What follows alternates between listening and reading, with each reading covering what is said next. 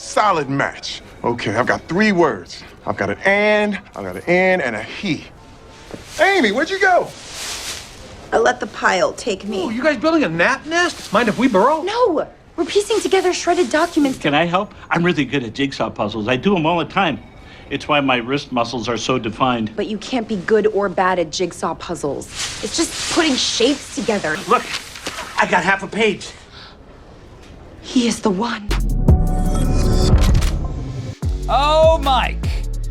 This is our first time chatting since the Great Awakening of this nation. And look at that smile. I've never seen Mike Pence smile like that. You look like you're Joe Biden meeting Trump at the White House. I look like I'm Joe Biden giving his resignation speech, actually.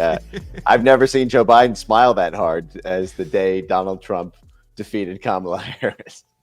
You, among all men, would know probably more about the demonic freakout that is currently happening inside of our federal government institutions, specifically given the Matt Gaetz selection. Tulsi pissed him off.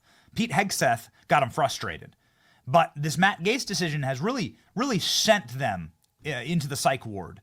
Can you explain why? I actually, we have the element of surprise. I think this was so shocking to them. It's shocking, frankly, to me, and I think even to the Trump base, who could only pick Matt Gaetz in a sort of fantasy draft. It's like the star player that everybody would sort of want in there, but you think, there's no way our team is going to get him, so we'll settle for something less based than Gaetz. So I'm still in a little bit of shock over it. And I think that the screams that we're starting to hear are frankly just the beginning of what is going to become an unbelievable campaign over the next 6 weeks.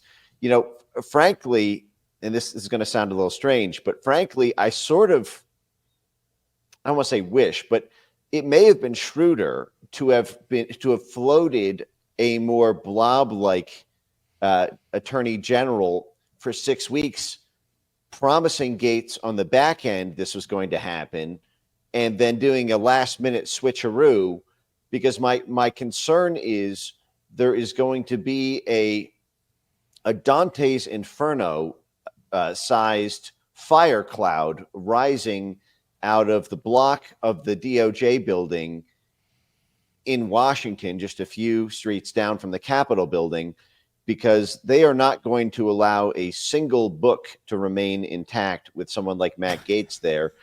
I would not be surprised if ethics probes are crisis launched, if there's a promise for second, third, and fourth houses, as well as yachts and paid for private education for various pivot members of the Senate in order to block the confirmation. There is going to be a campaign like holy hell that will be raised against Gaetz, because this is probably the most powerful position in the cabinet, insofar as every other federal agency depends on the Justice Department's enforcement and the Justice Department's consent. And Gaetz is totally based, and he will be unleashed without mercy on corruption. So I think that this is such an incredible Thor hammer blow to the corrupt dark heart of the blob that the next 24 hours, 48 hours, they're actually just going to be processing before they recoil and launch their counterattack. So we have about 24, 48 hours of champagne on this, I think, before it starts to get weird. So this decision is obviously striking at the heart of President Trump being backstabbed by many of the people he chose and selected in the first term, and choosing somebody who he pretty much has a neural link with in Matt Gaetz. They actually have the same superhero origin story and the same crisis when you have federal agencies coming after both of them, lying, deceiving, doing illegal tactics to try and destroy them. And Matt Gaetz has been such a strong ally against institutionalism. And so you see this horror, and I think it's a genius move because, one, a lot of bureaucrats, just on the prospect of Gaetz being their boss, will self-deport. I do firmly believe that. You're already seeing these reports out of Politico saying they're burning the freaking ships right now on just the auspices of this potentially happening. And now you're seeing a lot of reporting out of the Senate saying we don't have the will to fight this. If this is Trump's selection, what are we gonna do? And so, Mike, what process could there possibly be to, I guess, prevent Matt Gaetz from getting the chair? And then what should Matt Gaetz do first when he gets it? Well, I hope you're right on that. I saw a strange quote from Lindsey Graham as this was coming down, where Lindsey Graham expressed reticence about approving Matt Gaetz through the Senate, and Lindsey Graham voted to approve Merrick Garland. So that they all did. I mean, they all did. Merrick Garland got 70 votes. So, right. Yeah. Right. But the Republicans who approved Merrick Garland may not approve the Republican Matt Gaetz because they're in on it. But, another thing that's quite sort of troubling in the mix, it's for the most part, I've been doing, double backflip cartwheels like a 13-year-old gymnast, at some of these picks. But the fact is it is all very complicated by the John Thune appointment as Senate Majority Leader. Yes. That is an incredibly powerful position. The Senate Majority Leader is going to determine all of the committee assignments, which means all the other senators, in order to have a blossoming career in the Senate, are going to have to do favors for John Thune. John Thune has quite a checkered relationship, I would say, with one foot. Well, I mean, I wouldn't even say it's 1 foot in MAGA world and 1 foot in Rhino world. It's, for the most part, he is totally aligned with the blob, totally aligned with the establishment. I presume that this was basically Senate maneuverings that I doubt that the Trump inner circle gave the blessing to, but simply did not have the muscle, not being in power yet, that they got him in an emergency vote. Yeah. I mean, they expedited the process just to make this happen, and that will give the Senate the ability. I mean, there's only a 3-vote majority in the Senate to vis-a-vis the Democrats. I mean, does anyone think Mitt Romney is going to be approving this? All they need are 3 swing votes to hold all of this beautiful early Christmas up. And the fact is given who the Republicans nominated as the Senate Majority Leader, they probably could, and very well may intend to, which will be a sort of delayed October surprise. We may have a January surprise, but this could all be circumvented if we could get the recess appointments that Elon Musk, that Thomas Massie, that Donald Trump are all pushing for. But that's going to be another fight in the legislature in order to sort of realize the big beautiful dreams that we are now starting to dream. So what would be your big beautiful dream for Matt Gaetz if he is to get the chair here? Well, we've had the 4 most corrupt years of the Department of Justice in our country's history. This is a period that effectively has to be purged from institutional memory in the United States, because it was a full frontal assault on the entirety of the U.S. Constitution. You had, for example, on the prosecution space, the prosecutions of Donald Trump were the first time in our nation's history the Justice Department has ever targeted a president. The first time they ever sent the FBI to raid someone's home. The first time they ever put them through an indictment process. The first time they ever sought prison in an indictment. The first time they even worked with the states. If folks remember, the Justice Department sent their number 3 to the New York Attorney General's office, to the New York District Attorney's office, in order to help the federal Justice Department prosecute Donald Trump at the state level. Then you have all of the crimes and cover-ups around the January 6th prosecutions. The January 6th Fedsurrection was a total cover-up job, top to bottom, by this Justice Department. Everyone knows the reason that the FBI has not updated their public video file list. They said they had 39,000 video files on the pipe bomber. They altered the footage that they uploaded. They knocked it down to 1 frame per second. They cut the pipe bomber out right before the actual planting of the bomb. Unbelievable what they did there. And then not a single hair follicle disclosed, not a single skin cell from walking around the home court territory of the national security state on foot for 90 minutes, placing phone calls directly from the scene of the crime. We now have reporting from John Solomon's Just the News today, as well as from Congress, that it appears that there actually was cell phone data that was recoverable from the telecom companies of the text messages and phone activity of the pipe bomber. And the Justice Department simply lied and said that those files were corrupted. Mark my words, there's only one reason they have stopped the pipe bomber investigation, and that is because the pipe bomber is a Fed, or the pipe bomber was working with Feds, and they don't want to investigate or have a public prosecution because that would reveal the Fed network that effectuated the pipe bomb fraud. And imagine if Matt Gaetz is unleashed on that. Imagine the size of the scandal when it's publicly discovered that it was actually a federal informant or federal agent or a member of the U.S. military operating in a special deniable operation in tandem with the Justice Department or in tandem with DHS or the FBI, who was responsible for the threat of the mass casualty event on January 6th, whose discovery preceded the breach by 1 minute. 1 minute after the pipe bombs were discovered at the RNC, the perimeter was breached on January 6th. This is why the Capitol chief at the time, Stephen Sund, his explanation was that the pipe bombs were effectively a decoy in order to divert the Capitol Police and DC Metropolitan Police resources to the actual threat, a mass casualty event, which, by the way, somehow the DC Fusion Cell, run by DHS, had apparently 3 days advance notice of.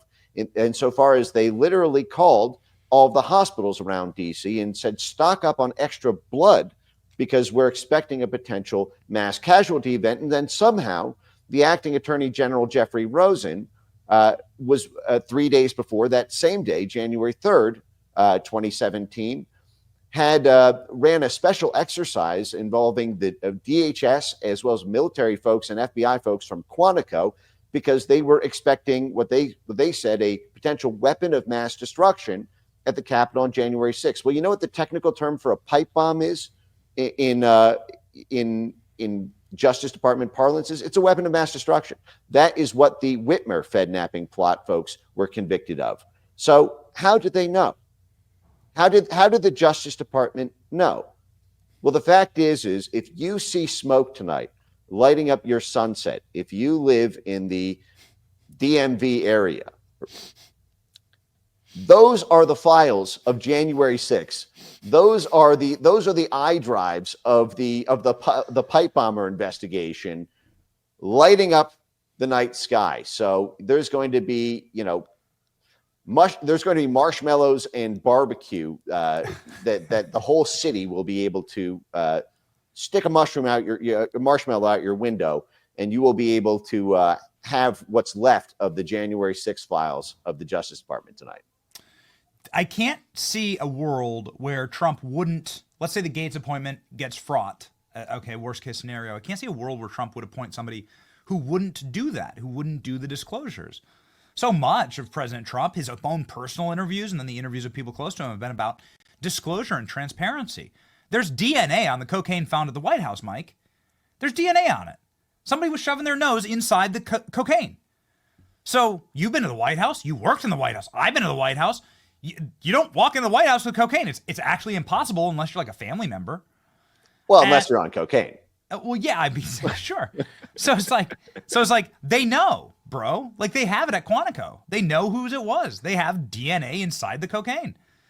I can't imagine a world where President Trump doesn't just begin declassifying and releasing this information to the American people, and then the question that remains is, will there ever be any credibility?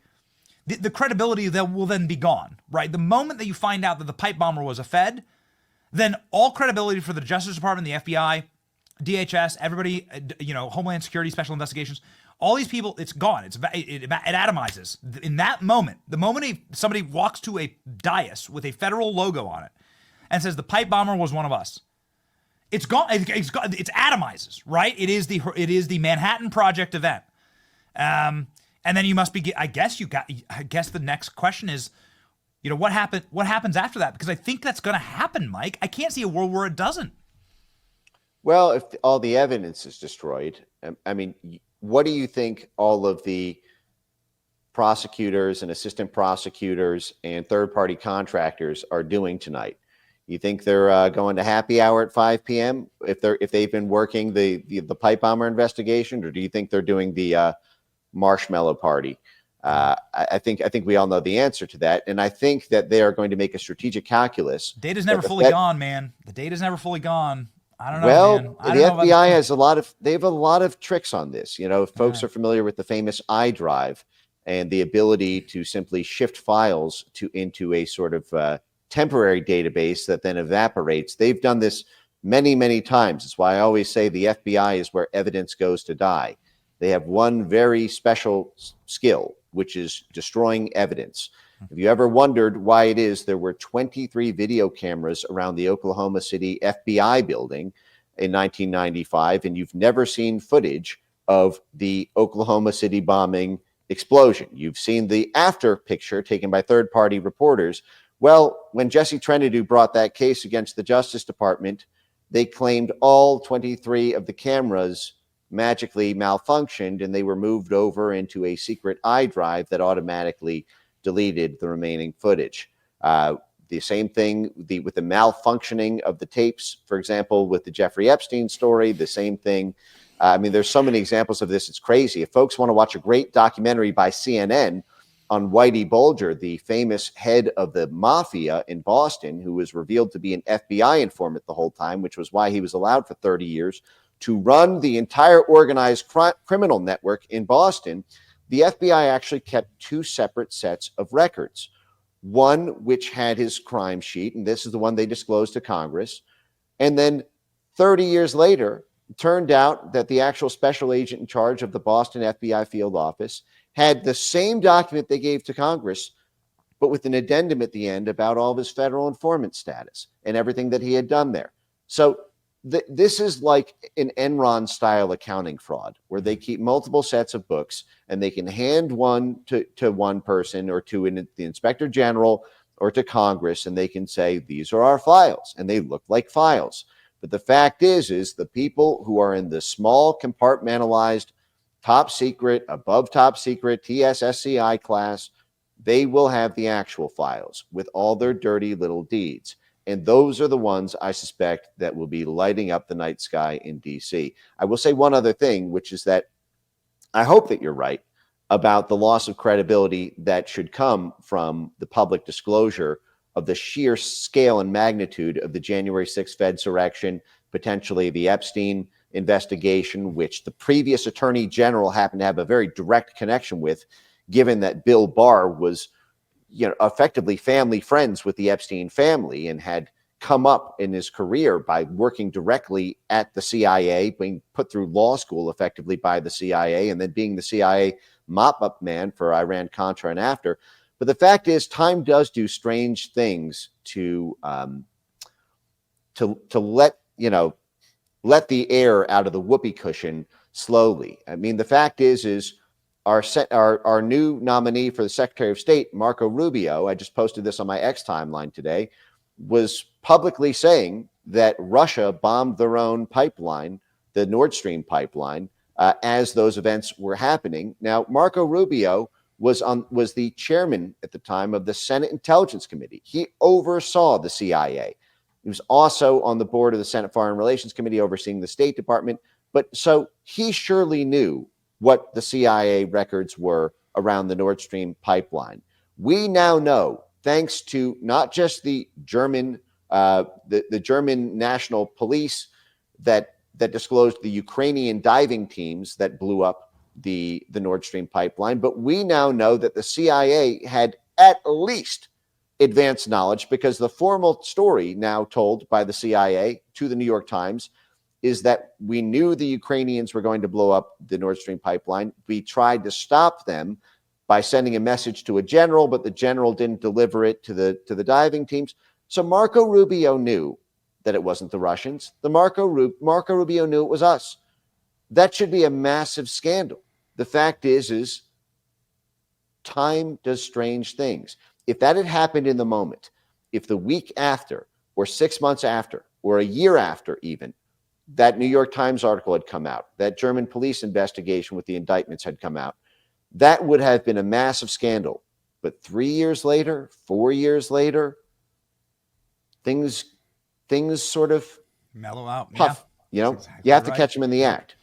Most people wouldn't even be able to tell you what Nord Stream is. It was the hottest topic for a good month. That's what everyone talked about. But right now, people would say, what? I can't even remember that. Yeah, it's true. Okay, so speaking of disappearing things from the internet, I can't, Mike, I got to ask you about censorship. This has got to be, I mean, the censorship industry has got to be considering, like, checking itself in for suicide watch at this point.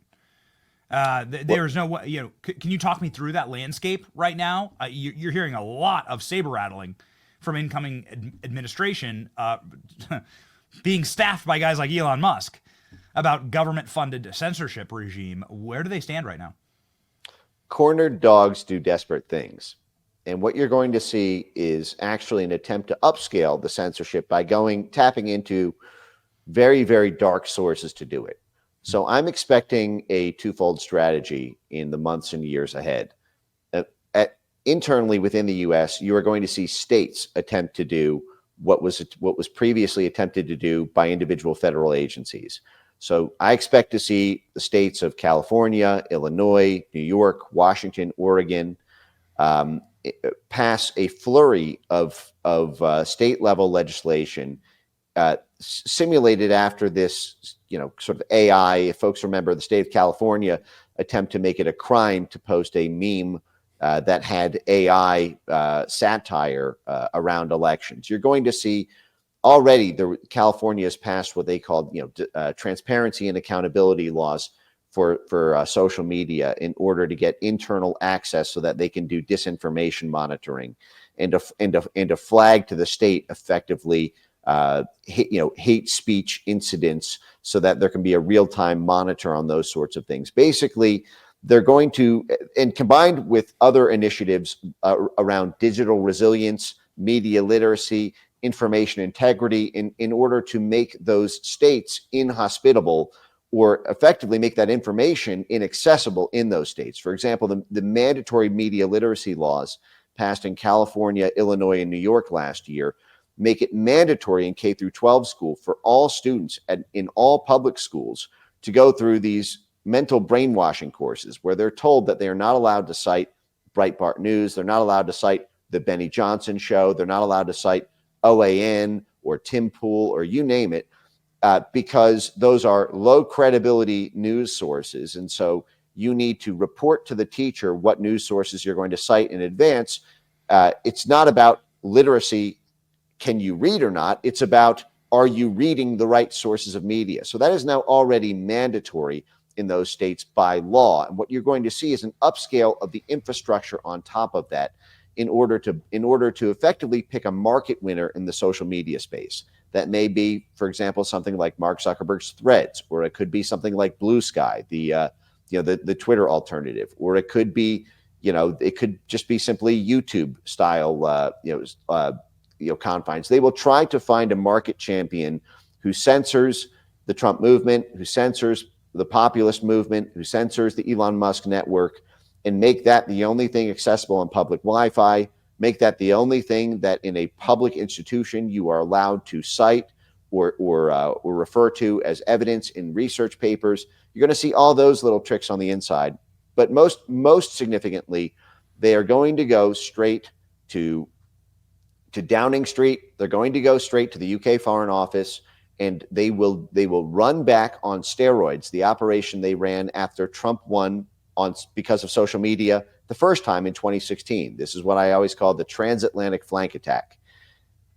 I'm telling you right now, there's going to be an international roadshow. The people who are at the State Department right now, the people who have been coordinating this worldwide orchestra of censorship laws in the EU, in Brazil, in Australia, they are not going to be going into early retirement. They are going to take their special set of skills, which is back-channeling deals with foreign diplomats in order to implement foreign laws to impact U.S. companies and U.S. individuals and U.S. political movements.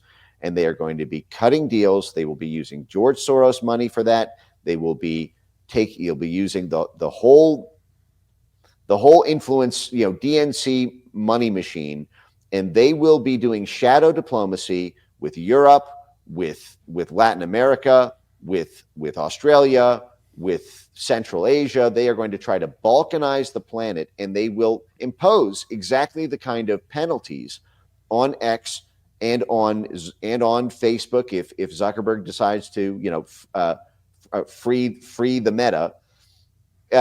You see what in the EU, the punishment for not complying with their disinformation laws under this new NATO censorship law is not just 6% of revenue coming from the EU. It's 6% of global revenue for X.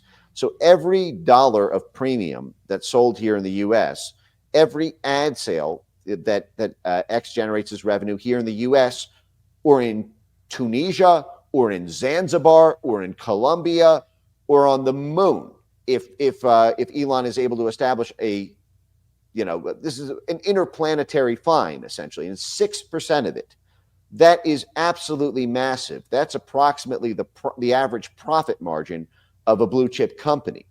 So it will be bankrupting if that is enforced. And the only thing that can stop that is Senator Marco Rubio, now going to be Secretary of State Marco Rubio. And then Australia is now this week voting on their misinformation law.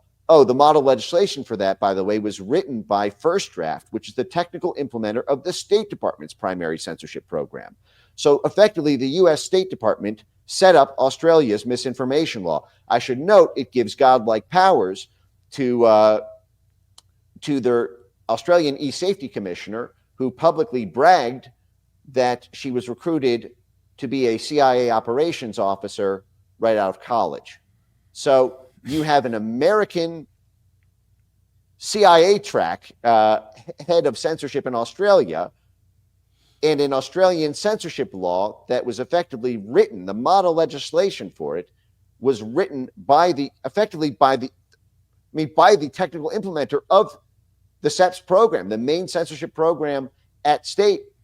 So we've simply parasited the parliament of Australia, and that penalty imposes a 5% global revenue fine on X if they don't comply. 5% from Australia, 6% from the EU. They're going to try to stack up an Alex Jones style judgment in regulatory fines against X that they effectively, that the Onion can buy X because of how deep in debt it will be. And this will be back channeled by the shadow diplomats at state and aid and the National Security Council, the whole blob foreign policy establishment of the Obama, Biden, Harris lineage. So that is a major, major thing to watch for. And Marco Rubio has a lot of work to do in order to combat that. In closing here, how do you combat that? Because, of course, that is clearly an existential threat to what brought us to this moment. A corner dog is very, very dangerous. Yet, if put to heel, that dog will eventually behave. I hear J.D. Vance, the clip of J.D. Vance saying, why would we be in a NATO partnership with people who are against our Constitution?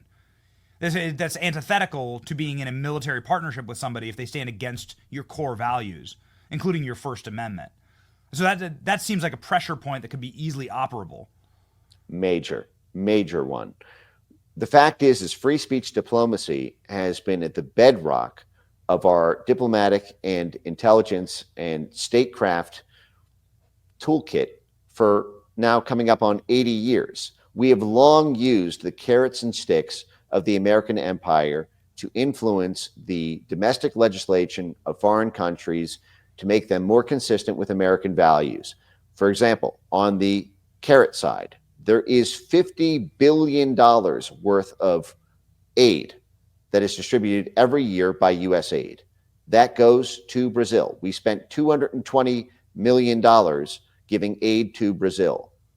Well, take that away day one until their misinformation laws are torn down and the TSE censorship court has its disinformation task force disbanded.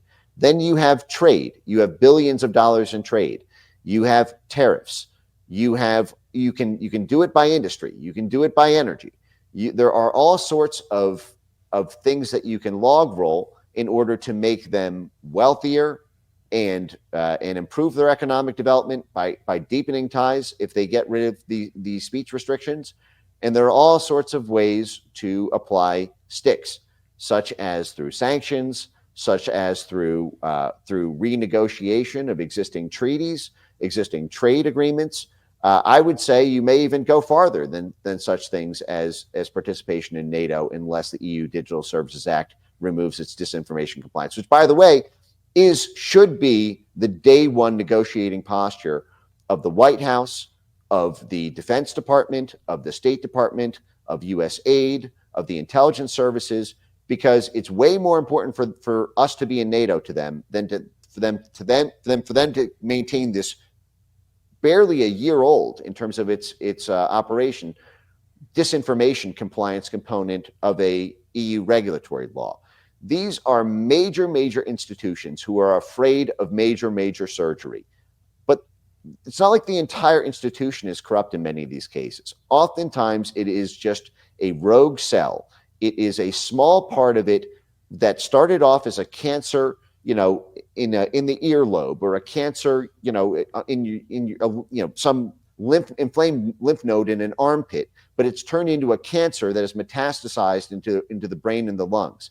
But if you can effectively cut deals that say, listen, we will forestall major surgery if you simply cut out, but ruthlessly and completely, these rogue cells, you will be able to apply an incredible amount of leverage to get this stuff shut down. You also need to defund it completely. And I am honored, privileged, and delighted to say that late next week, I will be releasing a comprehensive list of every single government agency and every single government program, initiative, and task force within every government department that has an ongoing in-process role in internet censorship. And this White House or policymakers or interested citizens can use that as effectively a treasure map for every single dollar that can be cut to dismantle this, because they say that this is hearts and minds work, convincing foreign governments to pass internal censorship legislation, but it's hearts and minds and cash. You take the cash out, they have far less carrots and sticks to offer those governments. And this White House will be in the dominant slot to be able to combat the shadow government. That's clearly what's been operating the country for the last couple decades. It's clearly what Barack Obama just engaged in. Pelosi's engaging in it right now. I think McConnell's engaging in it in the Senate, where the leaders step back and then operate the entire institutions from the shadows. And it's antithetical to democracy, and it has to end. We must cut it out, root and stem. Mike Benz is one of those guys who, cuts with a scalpel and then with a cleaver. And we're very excited to see what he does in the next couple of years against his arch enemy, the censorship industrial complex. One of the few guys who's actually spoken out against this and actually brought it to the forefront of the nation and to the forefront of the minds of those in charge of the Trump administration right now. And we know that they're listening to Mike. You should too. Follow him on X. Here's Mike's account. 500,000 Americans. Can't be wrong. Whoa, Mike. 500K, brother. Well, Benny, you're killing it. Your numbers are incredible, and there's a reason why. You're the man. So thanks so much for having me today. And I'm excited to give you the treasure map next week. And yes, that's right. Come back on. I'm sure it'll be up on X. Also, his foundation here. Let's go ahead and give a Freedom Foundation Online shout out. Yes, that's a great new report we just published, by the way. This is on the because I mentioned that they will be going directly to Downing Street. They'll be going directly to Keir Starmer at the UK Labour movement leader, now head of the country, and who is very, very active in this space, works directly with the State Department on this. They have the power to implement this. And so we have a new report on basically the U.S. State Department intelligence and White House connections to the entity that explicitly made it its goal to, quote, kill Musk's Twitter. And so that's fresh hot off the press this week. But anyway, we'll talk next week, I hope. All right. Well, good luck against Doge. Man, you got some your roadmap, Mike. We'll be a treasure map, or maybe potentially a target map for Doge, I think. Well, we're going to drive a monster truck down that road. So yeah, brother. The roadmap will be highly interactive. We're excited about it. Godspeed, Mike.